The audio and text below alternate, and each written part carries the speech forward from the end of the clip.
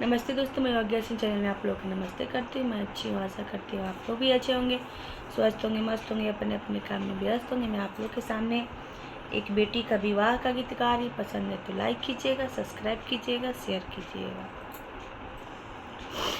बेरिया के बेरा तोहे बारी जी हो पापा हो,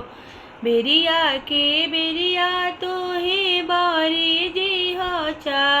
चायर जन कर जेठ में बिया हरे लाला नामायर जन कर जेठ में बिया हरे लाला नामा दले बुरा जोई है बाताय बुरा जोई है दले बुरा जोई है बाताय बुरा जिहे अरे हो जोई है दहिया खट्टी मीठी रेला लाना माया रे हो जोई है दहिया खट्टी खट्टी रे लाला नामा बेरिया के बेर तोहे बारी जी हो भैया हो,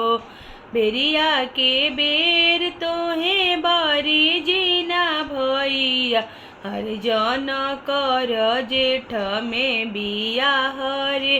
लाला नामायर जन कर जेठ में बिया हरे लाला नामा दलया उरा जोई है बातया मुरा जोई है